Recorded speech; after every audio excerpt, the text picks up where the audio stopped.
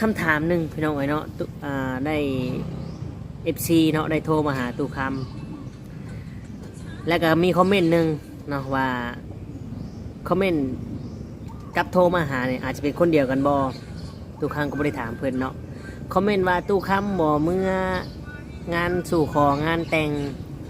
ของน้องสาวที่ฮักบ่อีกอย่างเพิ่นว่าจังซี่เนาะอ่าตู้คำก็ได้ตอบไปเนาะว่าก็อยู่ที่ครอบครัวเพิ่นคือกันอยู่ที่ตู้ซิดอยู่ที่น้องมะนาวอยู่ที่ไอเกตมันนี่ว่าจะเชิญตู้คำจะฮอดจะถึงตู้คำบ่เนาะอันนี้ก็แล้วแต่ครอบครัวเพิ่นเนาะถ้าว่าตู้คำสิมือเลยมือดื้อเลยเนาะเดี๋ยวก็สิว่าตู้คำหนาด้านเกินไปแล้วอยากถ่ายคลิปอยากได้วิวอย่างเกินไปประมาณนี้เนาะที่ผ่านมา FC หลายคนคือจะเห็นแต่ว่าอันนี้คือ FC คอมเมนต์มาเนาะทุกคำก็ตอบไปประมาณนี้และคนที่โทรมาถามก็จะเป็นคนเดียวกันบ่กับ FC ทุกคำกับบ่ฮู้ที่คอมเมนต์นะเนาะเพิ่นได้ถามว่าทุกคำบ่เมื่อร่วมงานสู่คอไหวขะดองที่ของน้องสาวบ่เพิ่นว่าเนาะก็ขอบคุณกับคุณ FC เนาะที่ยังดูคำปันสุขคนสู่ชีวิตผ่านมรสุมท้องทับลงในใจเจอเรื่องร้ายทำให้เหลือเรี่ยวแรงแต่หัวใจยังไม่แพ้ไม่เคยสิ้นแสงยังคงแกร่งกับทักทายสบายดีและสวัสดี FC พ่อแม่พี่น้องเบิร์ทุกคนทุกท่านบ่ว่าจะเป็นพี่น้องฝั่งไทยฝั่งลาวหรือว่าต่างประเทศก็ยินดีต้อนรับเข้าสู่ช่อง YouTube ตู้คำปันสุขเด้อพี่น้องเอ๋ยเนาะมาเจอพ่อตู้คำวันนี้พี่น้องเอ๋ยเนาะก็นั่งลมนั่งคุยกันคือเก่าเรื่องน้องมะนาวเพิ่นว่าเนาะมื้อนี้ก็ได้เห็นตู้ซิดเนาะได้ลงคลิปได้ถามน้องมะนาวแม่น้องมะนาวว่าเป็นแนวใดคือยอมให้น้องมะนาวไปเนาะไปนำผัวพี่น้องเอ๋ยเนาะคือตู้ซิดเราก็ได้ขึ้นหัวข้อว่าแม่น้องมะนาวถึงน้ำตาคอน้ำตาไหลเหตุการณ์มันเป็นแนวใดเนาะพี่น้องเนาะตู้คำมาเข้าไปเบิ้งเรื่องแม่น้องมะนาวน้ำตาไหลเนี่ยเรือให้อาจจะเป็นแนวนี้พี่น้องเลยเนาะอาจจะเป็นเพราะว่าคิดฮอดลูกเพราะว่าน้องมะนาวกับบ่ได้เคยไปไสเนาะแล้วกับบ่ได้เคยไปจากบ้านจากเมืองจากแม่ไปไกลขนาดนี้เนาะก็เป็นห่วงแต่ตู้ซิดก็ได้ลงมาหาแล้วก็ได้ลงมาสอบถามแล้วโทรหาเพิ่นกะเมื่อฮอดเมื่อถึงอย่างปลอดภัยเนาะแล้วก็ทางญาติพี่น้องไอเกตมันนี่ก็ได้ผูกแขนต้อนรับเอาเป็นอย่างดีเนาะเอาก็ถือว่าเป็นบุญของน้องมะนาวที่ว่ามีผู้หักแพงจริงใจเอลีเนาะแต่ส่วนเรื่องไหวคอนี้ถ้าว่ายังบ่มียังบ่พร้อมกะขอแค่ให้มาเฮ็ดฮีดคองยืนน้อยนึงก็ยังดีเนาะนี่คือทางแม่เว้าให้น้องมะนาวเว้าเพราะว่ามันก็ได้รับนอนกันได้โยมกันได้เอากันแล้วเนาะก็บ่อยากให้เป็นคลิปชาวบ้านว่าลูกนี่มีน้ำผู้บ่าวและน้ำพัวยังประมาณนี้แหละพี่น้องเนาะและตู้คำจะกลับมาบอกถึงคอมเมนต์บัดนี้พี่น้องเนาะย้อนมาถึงน้อยนึงแล้วก็มาย้อนบอกถึงเรื่องความที่ว่าสมมุติว่าน้องมะนาวเนี่ยเกิดเหตุร้ายหรือว่าเกิดในทางที่บ่ดีเนาะทาง FC เนาะหรือว่าทางกลุ่มที่เพิ่นได้ติดตามหรือว่ากลุ่มเพิ่นที่บ่เห็นน้ำเพิ่นก็ว่าเรื่องทั้งหมดเนี่ยเกิดจากตู้ซิดว่าซั่นพี่น้องเนาะเกิดจากตู้ซิดเพราะว่าตู้ซิดอยากได้วิวอยากถ่ายคลิปเลยนำผู้บ่าวหรือว่าผัวน้องมะนาวเนี่ยไปรับมาอยู่น้ำเนาะอย่างประมาณนี้แต่ว่าทางตู้ซิดเราก็บ่ได้ฮู้เรื่องอย่างไรพี่น้องเนาะบ่ได้ฮู้เรื่องอย่างเราก็ถ่ายน้องมะนาวปกติซอยเหลือน้องมะนาวปกติน้องมะนาวกับอาหารน้องไม้มาฝากแต่มือนั่น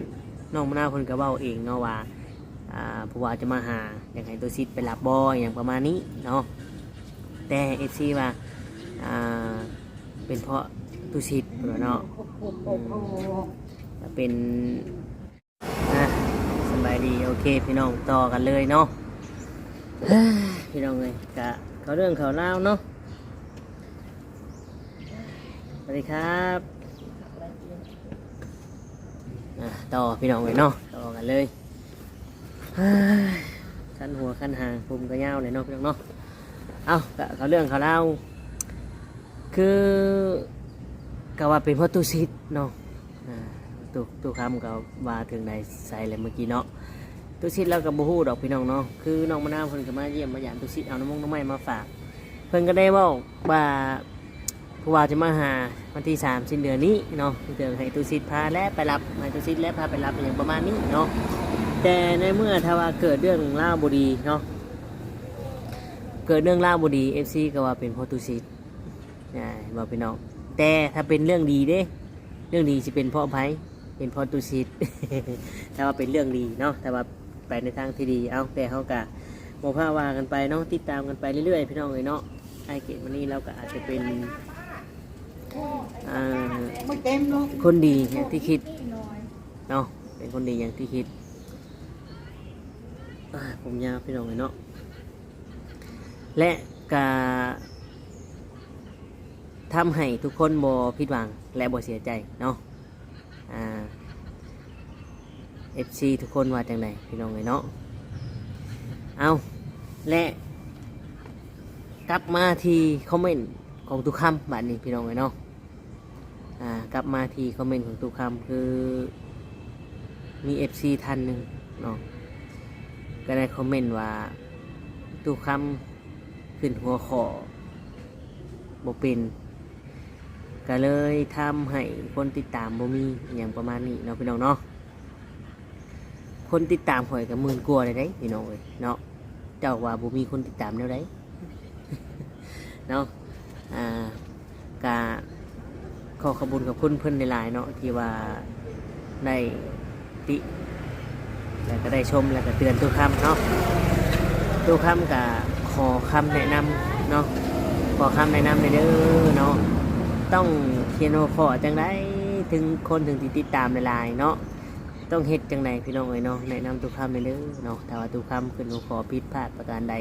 บ่ถูกใจเจ้าก็กลับขอโทษขออภัยนำหลายๆเนาะทุกคำก็ขึ้นบ่เป็นเฮ็ดบ่เป็นพี่น้องเอ้ยเนาะทุกคำก็เฮ็ดจบบ่สูงเห็นบ่มีความรู้ที่เลิศรู้เลิศสูงทรงเป็นแค่ลูกชาวไร่ชาวนาเรียนจบธรรมดาเนาะมีการศึกษาแบบ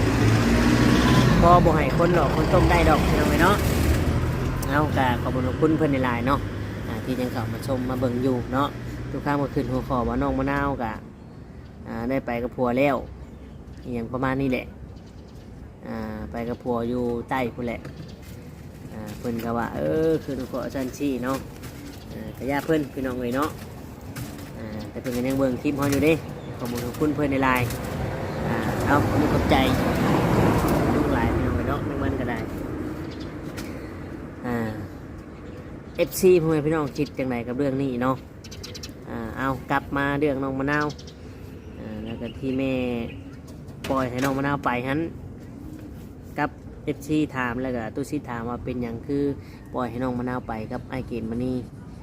และหลายๆคนก็ว่าเจ้าคือบ่ไปน้ำในน้องมะนาวเจ้าคือป้าให้เพิ่นไปผู้เดียวอย่างประมาณนี้ FC หลายคนก็ว่าปล่อยน้องมะนาวไปให้สู่โลกกว้างออกสู่โลกกว้างแน่เนาะมีคนเบิ่งดูแลก็ดีแล้วแม่พี่น้องแม่งความเพิ่นเนาะเฮาก็ต้องพิสูจน์ว่า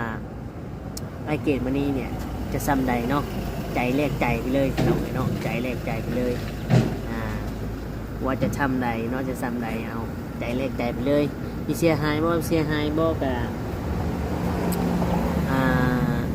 ไอเกตมานี่เราบ่เป็นคนนั้นที่เนาะพี่น้องเนาะเสียหายคนบอกมันมึงบอกมันแน่นอนอยู่แล้วพี่น้องพี่น้องเลยเนาะกาจะย่างเนาะแม่น้องมะนาวเนี่ยเรากะอยากมีเสาหลักเนาะและคิดเห็นความดีของ อ่าให้เกตมณีเนาะพี่น้องเนาะนะเนาะพี่น้องคืออ่าแม่น้องมะนาวเนี่ยก็ได้ตอบคำถามอย่างชัดเจนเนาะที่ตุซิดเพิ่นได้ถามเนาะว่าเป็นหยังคือปล่อยให้อ่าน้องมะนาวลงไปเพียงผู้เดียวเนาะทุกคำอาจจะเว่าอะไรก็ยุดน้ำเนเนาะกับมีสายเข่าก็ยุดน้ำเบาน้ำเนกราบขอโทษขออภัยทุกหลายๆพี่น้องเลยเนาะในที่บ่สะดวกที่ตุชิดว่าน้ำตาคอนี่เป็นเพราะว่าเราคิดฮอดน้องมะนาวเนาะเอาพี่น้องสายเข่าเดี๋ยวทุกคำมาบอกอีกครั้งโอเคพี่น้องต่อเนาะเมื่อกี้อ้ายเพิ่นโทรมาให้ก่อนพี่น้องเลยเนาะให้ฮักก่อนโทรมาไปแล้วฟังหน่อย พักเนี่ย กาแฟนะครับ กายังกาและ ต่อพี่น้องฮอดใส่เลยเนาะโอ้ยอ้ายเป็นโทรมาเมื่อกี้เนาะไอ้ก่อนเป็นโทรมาเล่นน้ำเป็นคิดฮอดทุกคนมันคิดฮอดทุกกันเนาะ เอาเขาเรื่องเขาเล่าเนาะก็คือเป็นหยังเนาะแม่น้องมะนาวคือยอมให้น้องมะนาวลงไปนำเนาะและเป็นหยังถึงให้เอาไว้และตัดสินใจให้อยู่ให้นอนนำให้ก้าวขึ้นมาอยู่ในเฮือนซานเลยพี่น้องเลยเนาะคือนั่นนี่พี่น้องแม่น้องมะนาวเราเห็นความดีของไอ้เกดมานี่กับนี่พี่น้องเลยเนาะพี่น้องเลยเนาะเป็นหยังคือว่าปล่อยให้ไปเพราะว่าน้องมะนาวนะกับไอ้เกดเนี่ยเพิ่นจะคุยกันตลอดเพิ่นจะคุยกันซุมื้อเนาะตั้งแต่เราอยู่ไทยเราก็คอยต่อยาให้คอยซัพพอร์ตคอยเงินให้แม่น้องมะนาวก็เห็นความดีของไอ้เกดมานี่เนาะเห็นความดีของไอ้เกดมานี่พี่น้องเนาะเมื่อวานจะเป็นคุณครับกาแฟพี่น้องเมื่อวานจะเป็นงัวกับเงินไอ้เกดซื้อข้าวซื้อน้ำเพราะว่าข้าวตอนที่ตู้สีตู้คำจะพาเห็ดนั่นเบิดตั้งแต่เดือน6เนาะขายน้ำแน่กินน้ำแน่เบิดแล้วเพิ่นกะได้ฝากเงินมาให้น้องแม่น้องมะนาวซื้อข้าวกินเนาะซื้อข้าวกินและกะดุดนาเนาะเรียกว่าแปลงให้แปลงหน้ากะเงินดาวพี่น้องเนาะซึ่งนั่นแหละแม่น้องมะนาวจึงยอมและเห็นความดีนั่นแหละพี่น้องเนาะ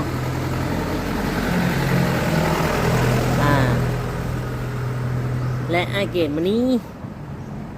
ลางานมานี่เนาะกินกาแฟกันพี่น้องเป็นคนดีไอเกตมานี้ลางานมานี่กับ2 อาทิตย์เงินเดือนออกกับ10,000 กว่าบาทจ้างค่ารถมาเห็นหันเห็นนี่มากกับเบิดแล้วพี่น้องเนาะทุกคนรอบข้างชาวบ้านสิว่าจังไดก็ยากเนาะพี่น้องแต่ว่าเนาะนี่แหละพี่น้องเพราะว่าความดีเป็นความดีเนาะความดีเนี่ยเนาะเราก็สั่งไว้แต่นนนานได้พี่น้องเนาะส่วนคนอื่นจะว่าจังไดเนาะชาวบ้านสิว่าจังไดก็อย่าเพราะว่าครอบครัวน้องมะนาวเนี่ยก็ได้รับความดีได้รับโอกาสได้รับสิ่งดีๆจากไอ้เกดปานี่ก็หลายอยู่เนาะและเมื่อถึงเวลาตามที่เขาคุยกันไว้ไอ้เกดมาบ่มีซัมนี่ก็สิบ่ให้โอกาสเราเลยหวาหรือว่าจังไดเนาะFC ส่วนหนึ่งหรือ FC บางกลุ่มอาจจะบ่ให้โอกาสอาจจะเป็นห่วงน้องมะนาวแต่ทางแม่เพิ่นก็ได้เห็นพฤติกรรมหรือว่าได้สัมผัสได้คุยแต่โดนนานมาแล้วปี2 ปีเนาะทั้งแม่เพิ่นก็อาจจะเห็นความดีแหละเนาะแต่ก็มีอีหลีพี่น้องเนาะเราคอยซัพพอร์ต คอยซัพพอร์ตคอยให้กำลังใจคอยช่วยเหลือคอยต่อยาให้น้องมะนาวอยู่น้องพี่น้องเนาะก็ดีใจนำดีใจน้องมะนาวเนาะถ้าเป็นฟังเป็นฟ้าเอลีรุ่นพี่น้องรุ่นแน่นอนเนาะรุ่นว่าไอเกตมานี่เนี่ยจะเอาน้องมะนาวลงมาไทยเนาะลงมาไทยเดี๋ยวตู้คำจะไปเล่นไปเยี่ยมไปยามนำเนาะพี่น้องเนาะว่าอยู่ไทยอยู่แถวใดแต่ไอเกมนี้เราได้บอกแล้วตอนนั้นเราอยู่บ่ไกลจากตู้คำอยู่ใกล้ๆกันเนาะแต่อยู่ที่ว่าไอเกมนี้จะให้ตู้คำไปเยี่ยมไปยามบ่เนาะเพราะว่าตู้คำก็มีไลน์เราอยู่เนาะดูซิว่าจะเป็นอย่างไรเนาะและมีคำถามหนึ่งพี่น้องเนาะได้ FC เนาะได้โทรมาหาตู้คำแล้วก็มีคอมเมนต์หนึ่งเนาะว่าคอมเมนต์กับโทรมาหาเนี่ยอาจจะเป็นคนเดียวกันบอตู้คำก็ไม่ได้ถามเพื่อนเนาะคอมเมนต์ว่าตู้คำบ่เมื่องานสู่ของานแต่งของน้องสาวที่ฮักบออีกอย่างเพิ่นว่าจังซี่เนาะตู้คำก็ได้ตอบไปเนาะว่าก็อยู่ที่ครอบครัวเพิ่นคือกันอยู่ที่ตู้ซิดอยู่ที่น้องมะนาวอยู่ที่ไอเกตมันนี่ว่าจะเชิญตู้คำจะฮอดจะถึงตู้คำบอเนาะอันนี้ก็แล้วแต่ครอบครัวเพิ่นเนาะถ้าว่าตู้คำสิมือเลยมือดื้อเลยเนาะเดี๋ยวก็สิว่าตู้คำหนาด้านเกินไปแล้วอยากถ่ายคลิปอยากได้วิวอย่างเกินไปประมาณนี้เนาะที่ผ่านมา FC หลายคนคือจะเห็นแต่ว่าอันนี้คือ FC คอมเมนต์มาเนาะตู้คำก็ตอบไปประมาณนี้และคนที่โทรมาถามก็จะเป็นคนเดียวกันบ่กับ FC ตู้คำกับโบฮูที่คอมเมนต์นะเนาะเพิ่นได้ถามว่าตู้คำบ่เมื่อเมื่อห่วมงานสู่คอไหวขดองที่ของน้องสาวบ่เพิ่นว่าเนาะก็ขอบคุณกับคุณ FC เนาะที่ยังเห็นว่าตู้คำเนี่ยเป็นพี่ชายและคอยวางดีเนาะคอยให้กำลังใจตลอดที่ผ่านมา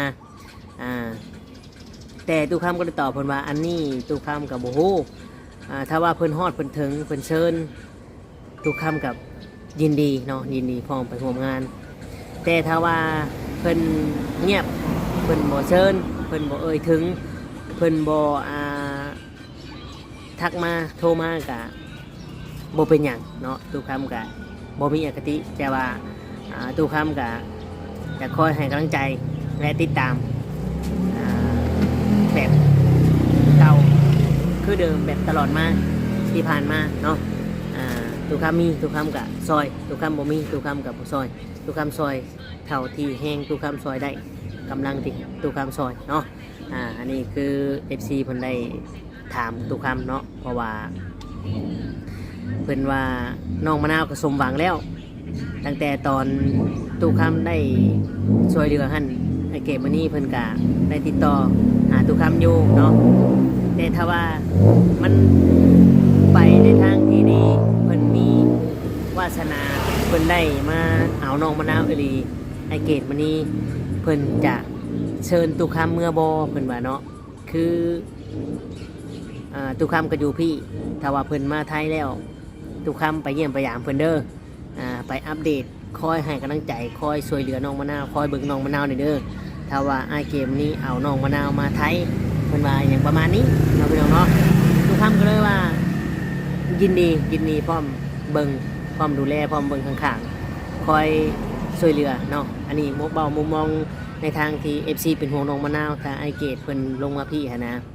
แต่อยู่ที่ว่าน้องมะนาวจะโทรหาไอเกตจะทักหาจะให้ไปบ่เนาะจะให้ไปเรียนไปและไปเยี่ยมไปยามบ่ว่าอยู่ใกล้ๆกันบ่ได้ไกลเนาะทุกคำเบิ่งคลิปมื้อนั้นนะพี่น้องเอาคลิปนี้ก็ฝากไว้สำนี้เนาะแล้วก็ตอบคอมเมนต์ FC ตอบคำถาม FC เรียบร้อยพี่น้องเนาะขอบคุณหลายๆที่เข้ามาเบิ่งมาชมกดไลค์กดแชร์ให้กล่าวคำว่าสบายดีและสวัสดีครับ